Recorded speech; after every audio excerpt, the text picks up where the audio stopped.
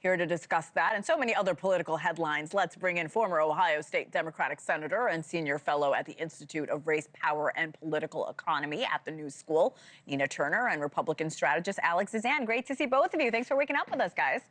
Good morning, Hannah. Good morning. Good morning. Alex, I will start with you. Trump's big, beautiful bill. You just heard Alex Bolton facing setbacks from members of his own party. What do voters want to see out of this bill? I think the voters want to see exactly what's in the bill. No more tax on overtime, interest-free or the tax deduction from interest on car loans. There are provisions in this bill that are going to help energize American innovation and the American economy. What we're seeing in Congress is a normal part of the process. Congress can sometimes move slower than its own leadership wants, but Speaker Johnson has proven time and time again that he is a master of managing this narrow majority that he has. Some of the representatives who voted against this bill in committee even said on Friday that they were pretty close to agreement on some of the provisions they disagreed on. I think Speaker Johnson's going to pull this one out again, and it'll be a win for the American people. Nina, you and I have to talk Medicaid. Republicans are calling for changes and cuts to Medicaid, as well as work requirement changes for people to receive food aid. So given the current divide among House Republicans, what can House Democrats do to push back on these potential cuts?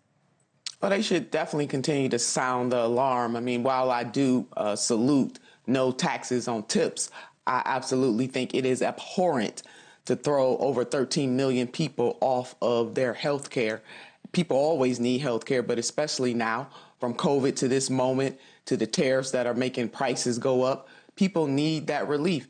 And then to balance the budgets off the backs of the poor is wrong. Cutting SNAP benefits and cutting Medicaid. And the last time that I checked, in all 50 states, there are poor people, working poor people in all of those states, whether they're Republican or Democrat. And when you cannot eat, when you don't have the resources to be able to go see your doctor, it doesn't matter if you're Republican or Democrat. You are an American. So the bill is not that big. It's not that beautiful. It's big, but it's not that beautiful. Nina, could there be political repercussions if Medicaid does end up on the chopping block? Yeah, absolutely. 2026 is coming. It's here right now. And there should absolutely be consequences and repercussions across the country.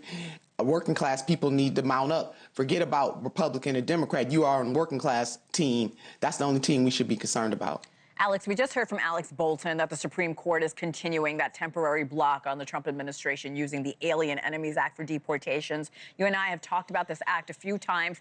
Of course, he wants to crack down on illegal immigration and mass deportations. What's your reaction, Alex, to this ruling, and how will this impact the president's immigration enforcement efforts that they've been working out for the last few months, at least according to the administration?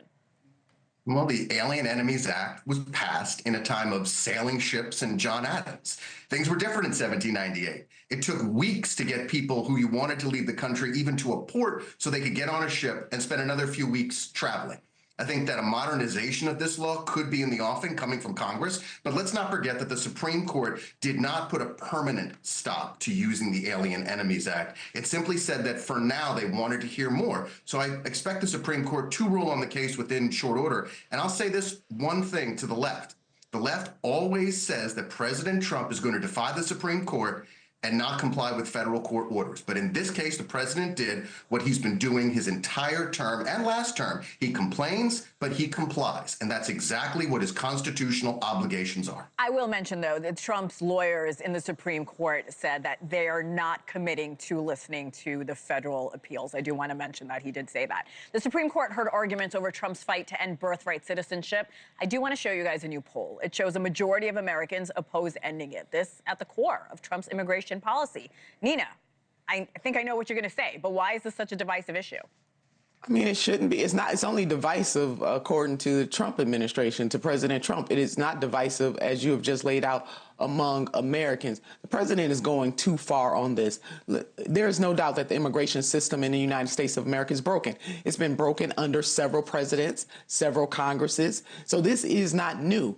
But what should happen in a hegemonic nation like the United States of America, a country that says that it is the moral consciousness of the world, is to find a humane way to deal with immigration, and trying to do away with birthright citizenship is not the way to go. The president is going too far on this. Alex, I was looking at your notes and something stuck out to me because you were saying that this is playing out, the birthright citizenship case is playing out exactly how President Trump wanted. Why do you say that?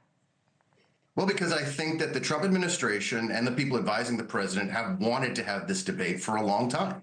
That there's a long precedent of administrations of either party or private citizens or people in the states putting together what could be called a test case, something specifically designed to take an issue to the Supreme Court and get a ruling from the Supreme Court. This is exactly what President Trump, I believe, did. He wants this debate. He wants this issue brought up, and he is getting this discussion from what we saw during the arguments could be a very divided court. I think the court is going to consider this issue very carefully, because it does have large ramifications. Justice Brett Kavanaugh was correct. He put his finger on the issue. What happens to newborns who are born in this country to parents from other nations? That is something that I think the court will weigh and will decide, but it's going to take its time and make sure it works to a decision that is constitutionally applicable. Yeah, I was watching that play out in the Supreme Court. It was very interesting, the points that were made. Nina Turner, Alex Zdan, always a pleasure, guys. Thank you so much.